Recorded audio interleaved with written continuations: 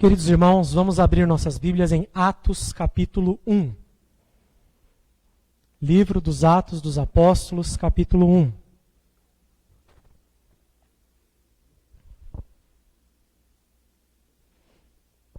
Hoje a mensagem está baseada dos versículos 6 ao 11. Atos dos Apóstolos, capítulo 1, dos versículos 6 ao 11. Esse será o texto utilizado como base para a mensagem dessa noite.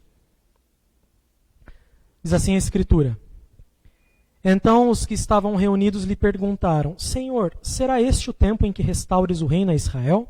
Respondeu-lhes: Não vos compete conhecer tempos ou épocas que o Pai reservou pela sua exclusiva autoridade.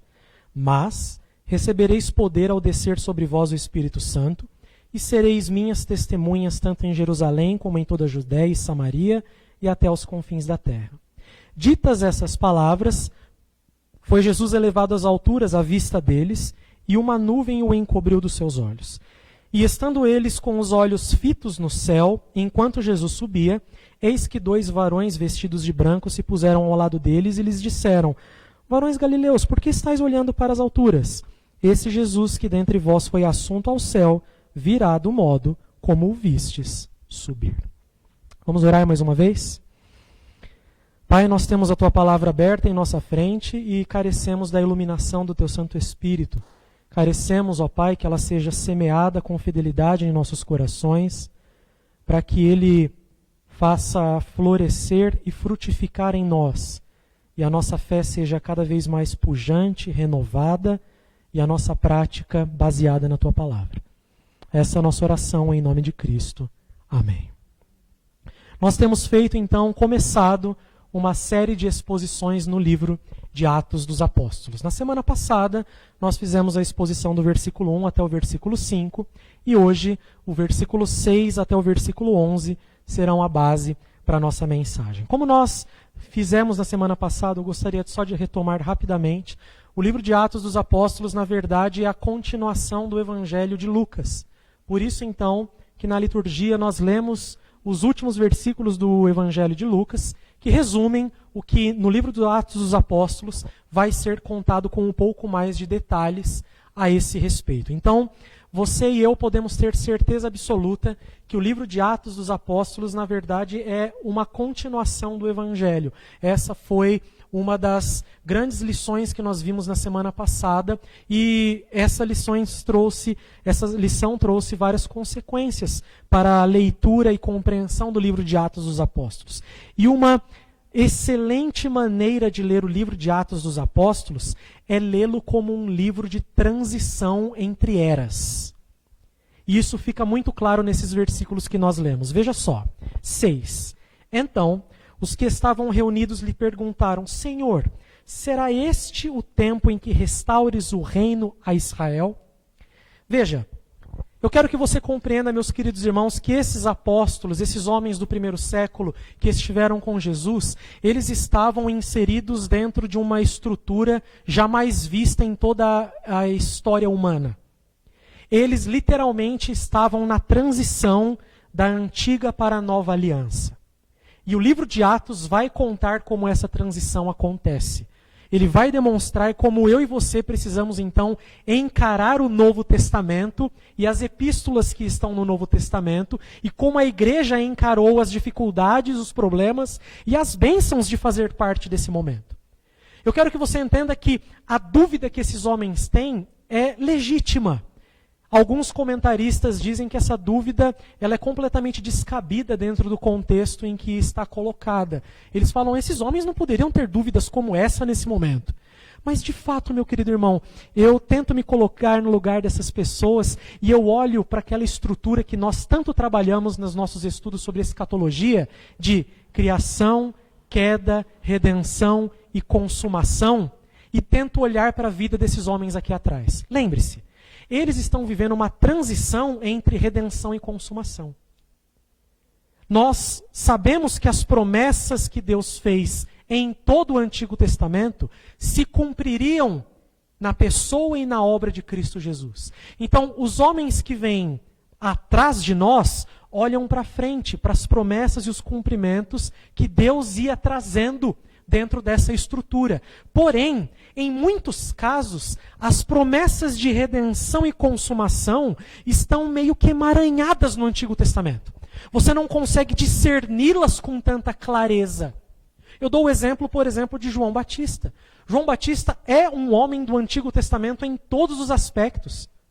Ele tem um voto do Antigo Testamento. Ele é um homem que vive antes de Jesus realizar a sua obra.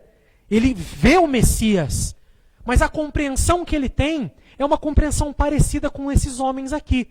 Olha, quando Jesus Cristo vier, o machado está posto à raiz da árvore, ele vai cortar e vai lançar no fogo. Veja, promessas de redenção e da consumação estavam entranhadas no Antigo Testamento, de sorte que a expectativa desses homens e mulheres do primeiro século é que o mundo acabasse naquele momento mesmo. É que o Senhor Jesus Cristo, realizando a sua obra, as coisas acontecessem, bom, agora foi, né? Agora não tem mais nada para a gente esperar, agora não tem mais nada para a gente fazer. Então eu vejo essa pergunta deles de forma natural. Senhor, o que vai acontecer agora? O Senhor veio, nasceu da Virgem Maria, viveu, padeceu sob o poder de Pôncio Pilatos, morreu, ressuscitou. O Senhor está vivo. Passou 40 dias conosco aqui, falando sobre o reino de Deus. Quer dizer, para mim, vamos pensar, as coisas estão acabando. Agora, o que mais tem para ser feito? Essa é a ideia que esses homens têm de redenção e consumação. Mas o Novo Testamento vai nos ensinar que as promessas de redenção e de consumação são separadas e que existe um vale nesse meio. Nós damos esse exemplo sempre, é como alguém que viaja e vê uma cadeia de montanhas ao longe. Quando ele vê uma cadeia de montanhas, ele pensa que aquelas montanhas estão próximas umas das outras.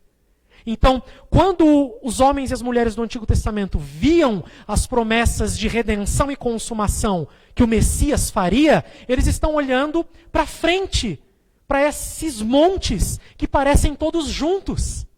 Mas quando você se aproxima cronologicamente daquele lugar, você percebe que aquele outro monte está bem distante. Existe um caminho a ser percorrido até lá. Essa é a ideia.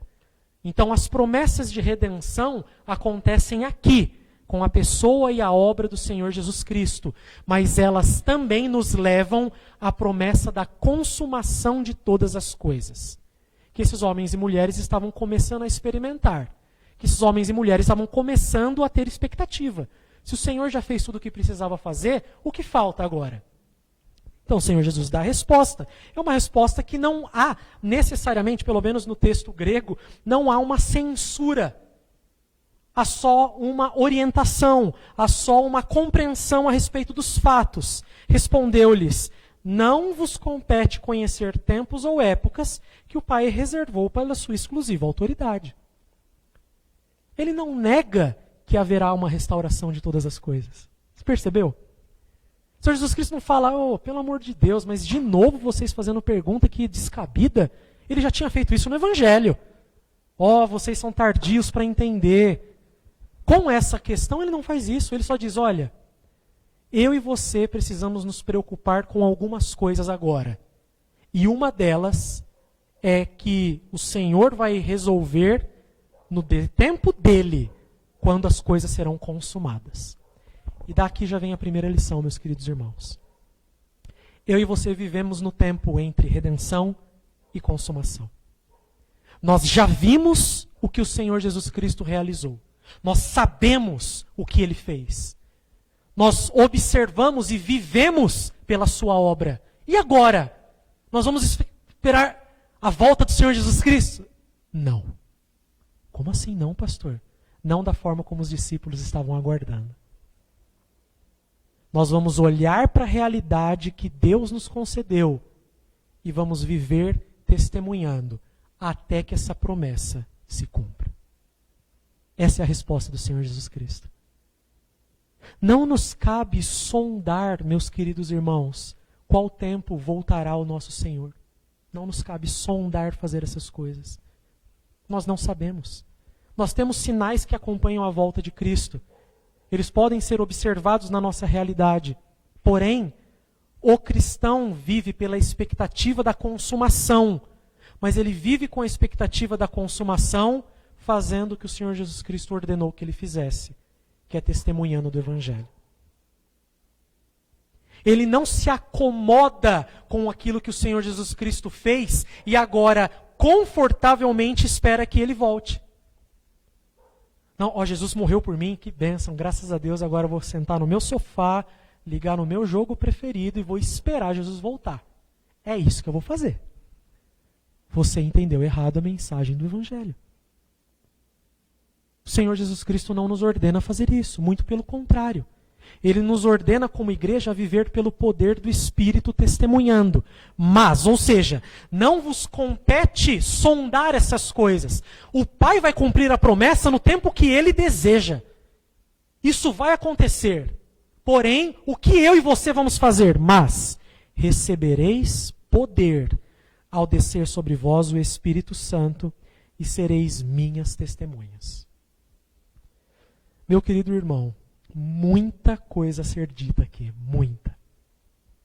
A primeira delas é que nós que recebemos o Espírito para o poder de testemunhar. Veja, meu querido irmão, eu não posso deixar de dizer isso. A obra do Espírito tem sido profanada em alguns lugares. Eu não estou nem dizendo mal compreendida. Porque quando há má compreensão, às vezes ainda tem temor. Em alguns lugares a obra do Espírito é difamada pelas coisas que as pessoas fazem, dizendo que fazem pelo poder do Espírito. Literalmente, meu querido irmão, pense a respeito. Eles estão blasfemando contra o Espírito. Quando atribuem ao Espírito um poder que o Espírito não diz que concederia para que alguém fizesse o que eles estão fazendo. O poder real e verdadeiro do Espírito na vida de todo crente, primeiro lugar, é para que ele aprenda a testemunhar do Evangelho. E a palavra testemunho aqui é a palavra grega martírio. O verbo testemunhar é o verbo grego para martírio. Somente pessoas com verdadeiro poder espiritual são capazes de anularem-se de tal forma que perdem a sua vida por amor do Evangelho. Daí vem outro ensino. Não existe igreja sem poder do Evangelho, irmãos. Sem poder do Espírito. Não existe. Não existe crente sem poder do Espírito. Não existe. O que pode acontecer é que por causa dos nossos próprios pecados, nós de alguma forma entristeçamos o Espírito. Isso pode acontecer. Pode acontecer que nós, como diz lá em Tessalonicenses, apaguemos o Espírito. Porque ele é uma pessoa, ele vive em nós. Mas com poder para que nós testemunhemos. Com poder para que nós preguemos e vivamos o Evangelho. Esse é o poder real do Espírito. Se você vir alguém dizendo que tem poder do Espírito e fazendo literalmente coisas absurdas, corra. Corra. Não existe poder do Espírito assim. E essa é uma leitura do livro de Atos. Aqueles homens e mulheres que estavam vivendo nesse período de transição, receberam o Espírito como eu e você recebemos. Mas receberam o Espírito para sofrer pelo Evangelho, irmãos. Receberam o Espírito para ter condições de pregar, de testemunhar, de viver para Cristo até as últimas consequências. Para isso que nós recebemos o Espírito. Para que o poder de Deus real esteja presente em nossa vida, para que nós sejamos cristãos que são fiéis a Ele. Não para que nós façamos, literalmente, desculpa o termo, macaquices no meio da igreja. Bizarrices sendo feitas, coisas horrorosas que as pessoas têm atribuído à pessoa do Espírito, à obra do Espírito. Mentira. Mentira. Aí a pessoa é o super poderoso dentro da igreja por causa do Espírito, ele sai da igreja, ele vai lá e maltrata a esposa dele. Que poder do Espírito é esse? Me explica. Ele vai lá e é um péssimo pai, é um péssimo empregado, um péssimo patrão. Mas dentro da igreja ele tem um poder do Espírito. Meu irmão, é ultrajante, ultrajante. A pessoa e a obra do Espírito tem sido difamada nos nossos dias. E pela graça de Deus, a palavra retoma os nossos olhos para o que significa ser verdadeiramente fortalecido pelo Espírito, para você testemunhar. Para que, se necessário, você sofra e morra pelo Evangelho. É para isso. Mas recebereis poder ao descer sobre vós o Espírito Santo, e sereis minhas testemunhas. Um testemunho expansivo. Olha só, tanto em Jerusalém como em toda a Judéia e Samaria e até os confins da terra. De alguma forma, o livro de Atos está estruturado para mostrar o poder do Espírito que testemunha Jerusalém, Judéia, Samaria e confins da terra. Você vê o Evangelho se expandindo no livro de Atos. Ele começa aqui em Jerusalém com a descida do Espírito, mas daqui a pouco, através das missões e do envio de apóstolos e discípulos, ele vai se espalhando. Esse é o verdadeiro poder real do Espírito, irmãos. Tirar pessoas do inferno. Tirar pessoas de inimizade contra Deus. Elas estavam vivendo a vida delas, não tinham nada a ver com Deus, não conheciam o Senhor Jesus Cristo. Eram inimigas, eram pessoas que não queriam saber dele. Mas que pela pregação do Evangelho são despertadas, são vivificadas. Meu irmão, que poder é esse que dá vida aos mortos? É só o poder do Espírito. É só o poder do Espírito. É Deus que tem poder de transformar inimigos em amigos. Para que agora eles voluntariamente o sirvam. É só o Espírito que pode fazer isso. Não há convencimento humano, não há argumento humano algum que convença alguém e que determine que alguém se converta. Não existe, irmãos. Obviamente que isso não nos tira a responsabilidade de pregar o Evangelho e de articular com inteligência as verdades do Evangelho. Isso não tira a nossa responsabilidade. Porém, a Escritura é muito clara ao afirmar que o poder do Evangelho, o poder do Espírito, é quem transforma as pessoas. E ele faz isso, irmãos. Ele faz isso porque ele é fiel. Porque ele é gracioso. Se não fosse o poder do Espírito em transformar as pessoas, eu não tinha condição alguma de continuar pregando o Evangelho. Nenhuma. Se eu achasse que dependesse das pessoas em aceitar a mensagem do Evangelho, eu estava perdido. Qualquer cristão estaria perdido. Ele não teria esperança alguma de conversão de qualquer pessoa. Alguma. Porém, como eu e você temos a certeza que é o poder de Deus pelo Espírito, através da pregação do Evangelho, que chama pecadores ao arrependimento e que faz com que eles sejam libertados do império das trevas, então eu prego o Evangelho para toda criatura. Eu prego o Evangelho a tempo e fora de tempo. Então, eu me gasto no testemunho que eu posso dar, tanto de pregação quanto de vida, para que através de mim o poder do Espírito se manifeste na vida de outras pessoas. Que elas conheçam o Evangelho através da minha vida, através da minha pessoa, através das minhas palavras.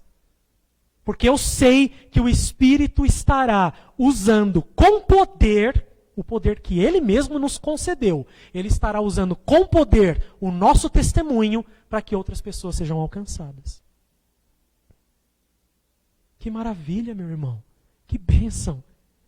Quanta graça e quanta misericórdia termos a certeza do poder do Espírito, primeiro sobre nossa vida para testemunhar, e segundo, para que no testemunho e pregação do Evangelho, pessoas se convertam a Cristo. Percebe como a nossa tarefa, ela tem o seu lugar dentro da história da redenção, porém, ela tem o seu lugar como um instrumento, como um meio. Porque tudo depende de Deus. Tudo está sob o poder do Espírito. Tanto nós para testemunhar, quanto o poder de outras pessoas conhecerem o Evangelho. Está sob o Espírito. É Ele que realiza. É Ele que faz. É Ele que determina. É Ele quem chama. Mas Ele faz através da nossa instrumentalidade. Nós pregamos o Evangelho confiados que Ele é o poder de Deus para a salvação. Porque o Espírito é poderoso para salvar. Porque o Espírito nos dá capacidade, poder para testemunhar. Testemunhar no meio de uma geração incrédula, no meio de um mundo que se opõe a Deus a cada dia. É o poder real do Evangelho. É o poder real do Espírito. Então eu e você temos uma tarefa grandiosa a fazer. Tenha certeza.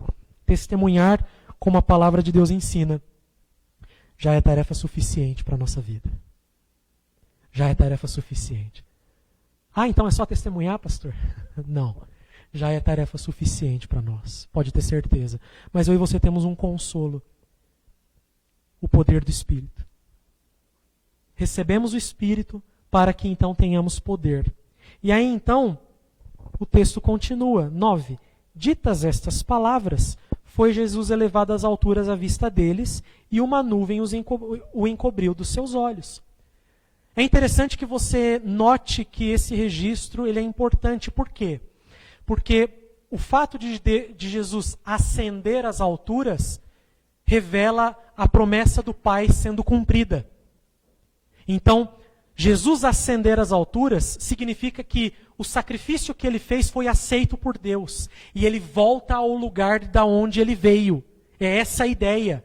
Então, quando o Pai, por causa dos nossos pecados, envia seu Filho para morrer por eles e para que então faça expiação por eles, quando o Pai novamente recebe o Filho na glória, isso significa que a expiação foi feita, que o sacrifício foi aceito, que a obra foi cumprida.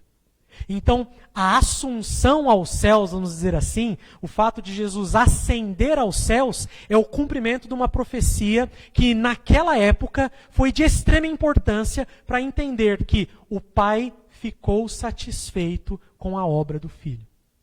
Ele veio para fazer o que deveria fazer e voltou para o Pai. Essa é a ideia. Por isso que ele ascende aos céus, porque é o cumprimento de uma promessa. É a visível aprovação do Pai sobre aquilo que o Filho fez. É a visível aprovação do Pai sobre aquilo que o Filho fez. E eu e você, queridos irmãos, não podemos jamais nos esquecer disso.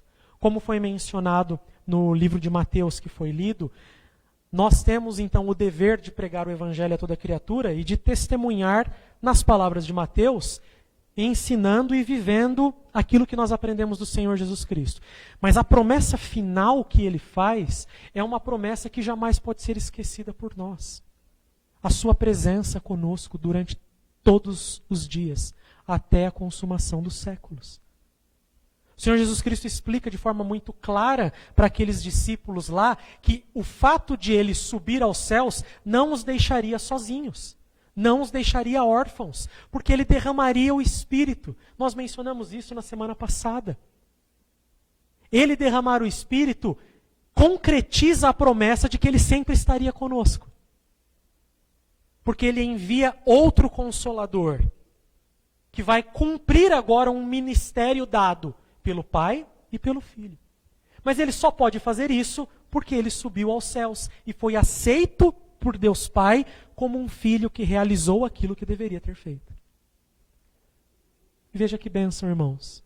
Nós somos beneficiados pela obra de Cristo. E é isso que o Espírito aplica em nossos corações. Eu e você não fizemos nada para recebermos o benefício da salvação que Cristo realizou, que Cristo cumpriu. E hoje podemos estar aqui como testemunhas dessa grandiosa obra, por simples graça e misericórdia.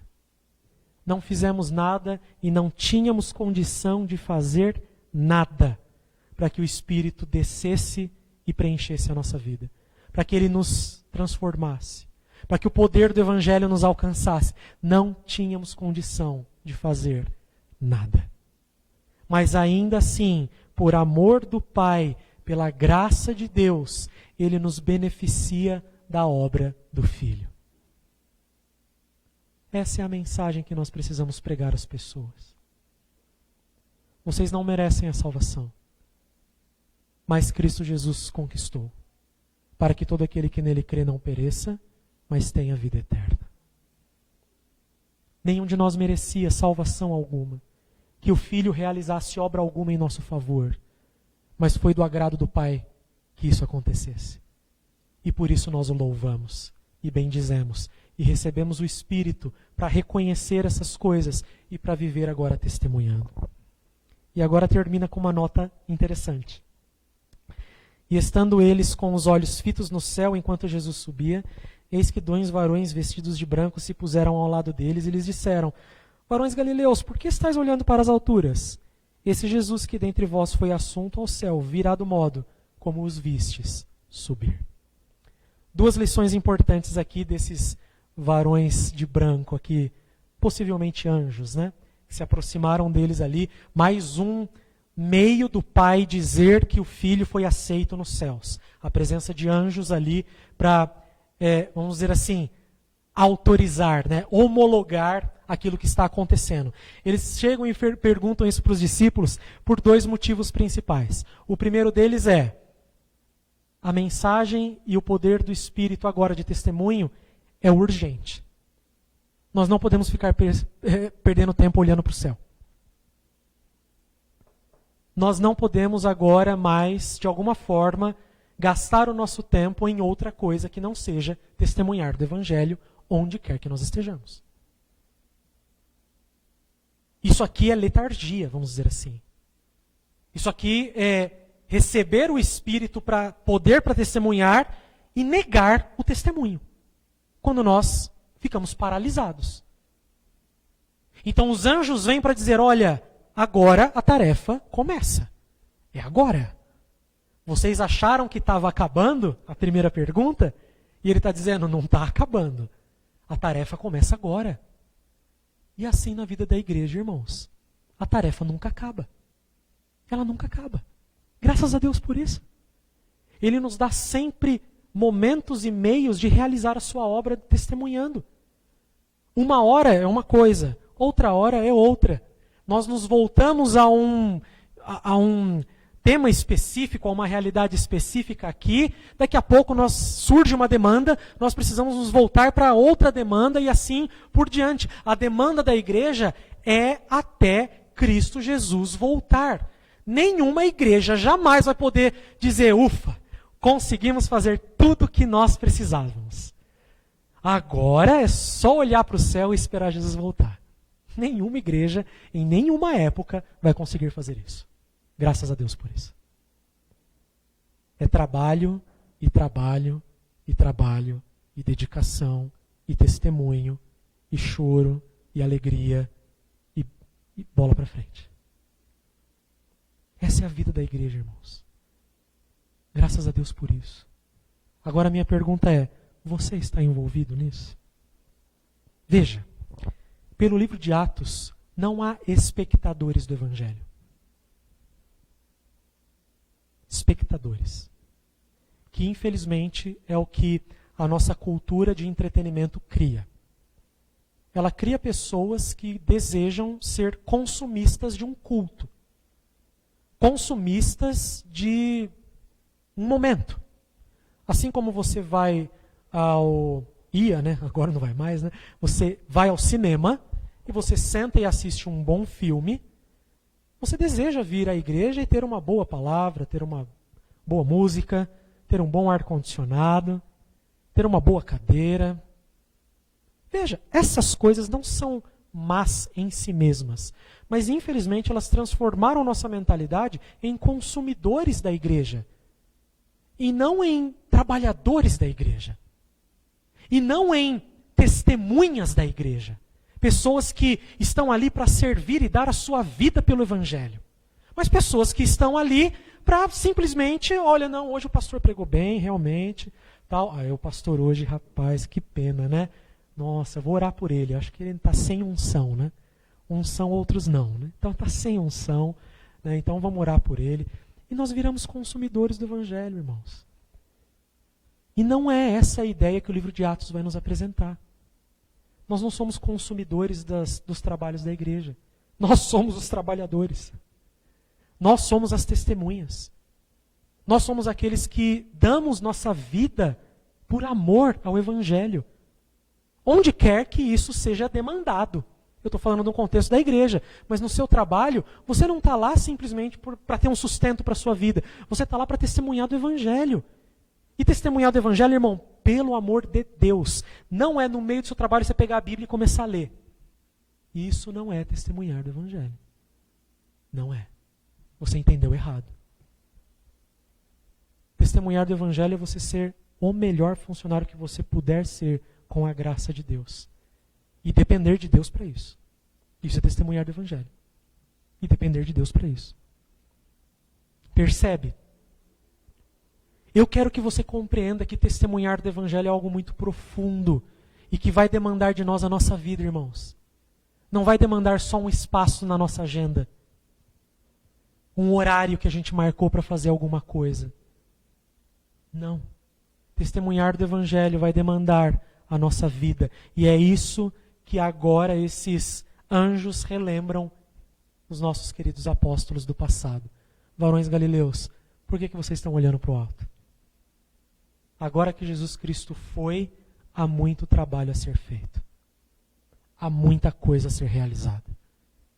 E vocês vão precisar de poder do Espírito para isso. Assim como eu e você precisamos do poder do Espírito para viver como igreja. Mas há um outro aspecto e eu encerro com este. 11. Eles disseram, varões galileus, porque estáis olhando para as alturas? Esse Jesus que dentre vós foi assunto ao céu, virá do modo como vistes subir. Interessante, né? Num contexto em que Jesus fala, não compete a vocês saberem tempos ou épocas. Agora os anjos dizem para eles, haverá uma consumação. Olha que coisa. Senhor, quando é a consumação de todas as coisas? Primeiro, as coisas mais importantes. O que é mais importante? Testemunho do Evangelho. O poder do Espírito fará isso. Isso é o mais importante. Viva pelo Evangelho, testemunhando. Só que, tenha certeza que haverá uma consumação de todas as coisas. O Jesus que subiu é o mesmo Jesus que voltará. E a igreja vive na expectativa da consumação. Mas ela vive na expectativa da consumação, realizando o seu trabalho. É isso que ela faz. Então, cada coisa no seu lugar. Eu e você precisamos ter expectativa da volta de Cristo? Com certeza absoluta. Óbvio que precisamos. Nenhum cristão em sã consciência vive nesse mundo como se a volta de Cristo fosse uma utopia. Talvez ele não seja cristão. Talvez ele não seja cristão, se ele acha que é uma utopia. Porque a volta de Cristo, como a palavra nos ensina, é clara, é nítida, é explícita. E todo cristão anseia pela volta de Cristo. Todo cristão.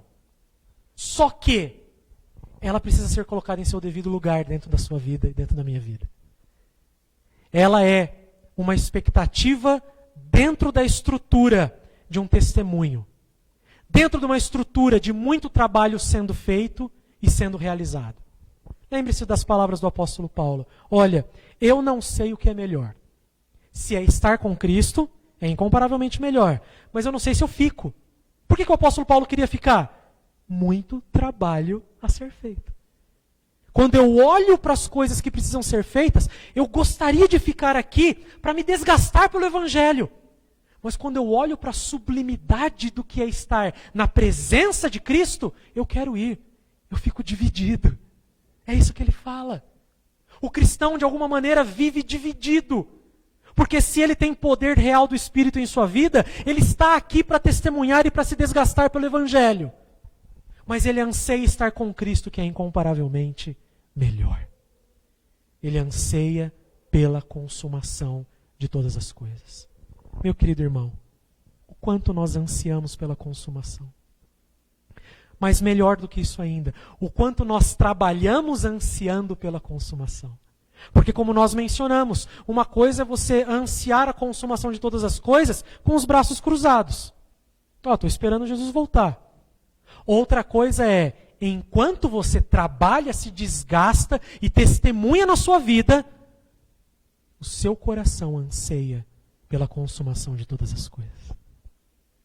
São coisas completamente diferentes. E o Evangelho nos conclama a ser a segunda, a viver do segundo modo. Ansiando a volta de Cristo, trabalhando incansavelmente, testemunhando incansavelmente na sua obra. E deixa eu dizer uma coisa da nossa experiência. Não é engraçado que quando você trabalha, você não vê a hora passar? Já parou para pensar sobre isso? Quando você está muito envolvido no trabalho, você não vê a hora passar. Aplica isso à verdade do Evangelho.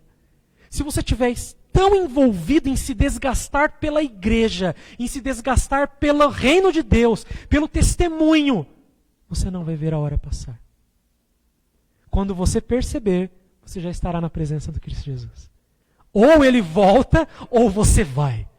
Você já estará na presença dele. Mas você se desgastou aqui de tal maneira que você não viu a hora passar. Agora, não é interessante que quando a gente está parado esperando alguma coisa acontecer, o tempo não passa? Tá vendo? Tá. 1 minuto passou, você acredita? Passa uma eternidade. Meu irmão, o Evangelho nos chama a trabalhar, testemunhar incessantemente. Que na hora que nós mesmos menos percebermos, nós estaremos na presença de Jesus.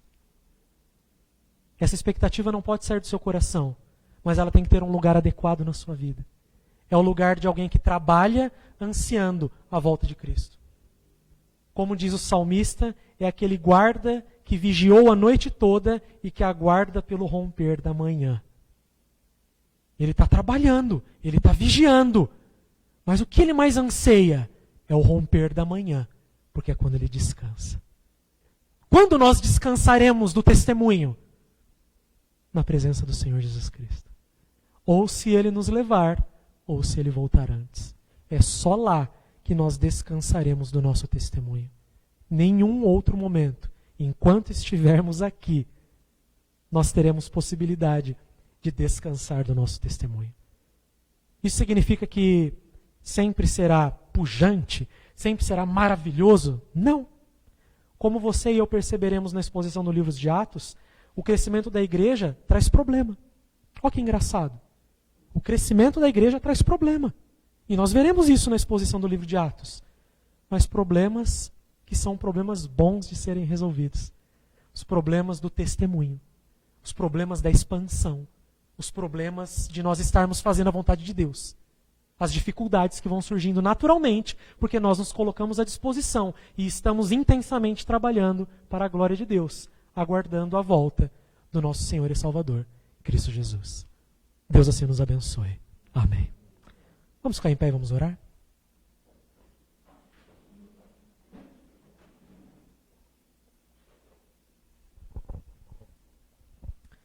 Depois de fazer a oração final, eu impetrarei a bênção. Senhor, nós te rogamos, tem misericórdia do teu povo. Como nós veremos mais à frente, o Senhor já derramou o seu Espírito sobre nós. E todos nós temos poder para testemunhar do Evangelho. Um poder sobrenatural dado por ti. Mas que por vezes, ó Pai, negligenciamos. Por vezes, ó Pai, nós arrefecemos. E nós só podemos nos voltar a Ti mesmo, pedindo, tem misericórdia do Teu povo. Desperta os corações. Relembra da nossa grande tarefa, da principal de todas elas, testemunhar do Evangelho, onde quer que nós estejamos, onde quer que o Senhor nos colocar. Assim, testemunhando todo o tempo e utilizando tudo para a Tua glória, nós ansiamos o dia em que estaremos contigo. Quando menos nós virmos, nós já estaremos na tua presença, porque nos desgastamos aqui para a glória do teu nome. Ajuda a tua igreja a viver com verdadeiro poder real do Santo Espírito para testemunhar, para que o teu evangelho se expanda até os confins da terra. Essa é a nossa oração em nome de Cristo. Amém. Recebam a bênção. Que o soberano Pai que nos elegeu e seu amado Filho que nos resgatou e o Santo Espírito que nos regenerou estejam conosco para a glória do seu nome, a expansão do seu reino e a edificação da sua igreja, hoje e sempre. Amém. Os irmãos podem sentar-se.